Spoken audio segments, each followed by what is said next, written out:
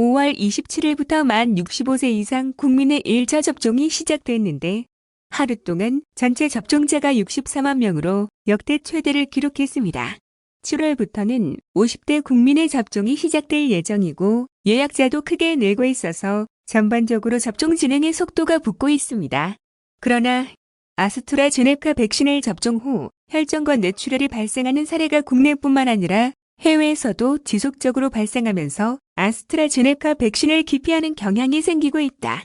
이러한 가운데 파이낸셜 타임스에 다음과 같은 기사가 올라왔으며 기사의 내용은 다음과 같습니다.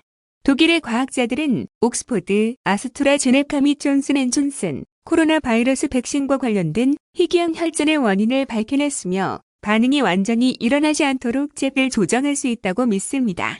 지난 3월부터 희귀 질환에 대한 연구를 주도해온 프랑크푸르트 괴프트 대학의 교수인 랄프 마스칼릭은 자신의 연구에 따르면 두 백신 모두 코브이2 바이러스의 스파이크 단백질에 대한 유전 지침을 전달하는 데 사용하는 아데노 바이러스 벡터에 문제가 있다는 것이 밝혀졌습니다. 전달 메커니즘은 백신이 바이러스가 정상적으로 단백질을 생산하는 세포 내부에서 발견되는 세포질 유체가 아닌 스파이크 단백질의 DNA 유전자 서열을 세포액으로 보내는 것을 의미한다고 마스칼릭 교수와 다른 과학자들은 수요일에 발행된 사전 인쇄 논문에 기술하였습니다. 바이러스 유전자가 일단 세포액 내부에 들어가면 스파이크 단백질의 특정 부분이 접착되거나 분리되어 중요한 면역이 발생하는 세포막에 결합할 수 없는 돌연변이 버전이 생성됩니다. 마스칼릭 교수의 이론에 따르면 떠다니는 돌연변이 단백질은 세포에 의해 체내로 분비되어 약 10만 명 중 1명에게 혈전을 유발하게 된다고 합니다. 대조적으로 바이오엔테크, 화이자와 모더나가 개발한 잭과 같은 mRNA 기반 백신은 스파이크의 유전 물질을 세포액에 전달하고 절대 세포액으로 들어가지 않습니다. 이런 바이러스 유전자가 핵에 있으면 문제가 발생할 수 있습니다. 라고 마스칼릭 교수는 파이낸셜 타임스에 기고했습니다. 아스트라제네카 및 존슨앤존슨 주사의 출시를 방해한 희귀한 혈액 응고 반응은 영국에서 아스트라제네카 백신을 접종한 3,300만 명 중 309명으로 기록되어 56명이 사망했습니다. 유럽에서는 1,600만 명의 백신 지용자 중 최소 142명이 혈전을 경험했습니다. 이에 대응하여 아스트라제네카 잽의 사용은 12개 이상의 국가에서 제한되거나 중단되었습니다. 존슨앤존슨은 우려로 인해 잠깐 지연된 후 지난 4월 경고 문구와 함께 유럽에서 백신 출시를 시작했습니다.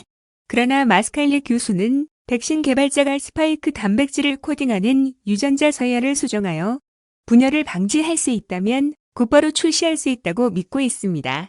존슨앤존슨은 이미 마스칼릭 교수의 연구실에 연락하여 지침을 요청했으며 접착을 방지하기 위해 백신을 적용하는 방법을 찾고 있다고 그는 말했습니다.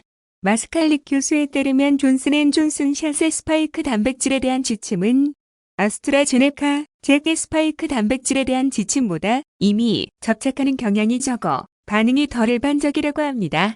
미국에서는 존슨앤존슨 샷의 740만 명 중 8명이 드문 반응을 보고했습니다. 일부 과학자들은 마스칼릭 교수의 이론이 여러 이론 중 하나이며 그의 주장을 입증하기 위해서는 추가 증거가 필요하다고 경고했습니다. 본 대학의 수혈의학 교수인 요한네스 올던버그는 스파이크 단백질의 접착에서 혈전증까지의 인과관계를 보여주는 증거가 누락되었기 때문에 실험 데이터에 의해 입증되어야 하는 가설이라고 했습니다. 마스칼릭 교수는 자신의 연구 결과를 독일 정부의 폴 에를리히 연구소와 백신 접종 및 예방 접종에 관한 국가 자문기관에 발표했다고 말했습니다. 아무도 접착 문제에 대해 생각하지 않았기 때문에 그들은 우리의 발견에 놀라워했습니다. 라고 말하였습니다. 끝까지 시청해주셔서 감사합니다. 오늘도 좋은 하루 되시길 바랍니다.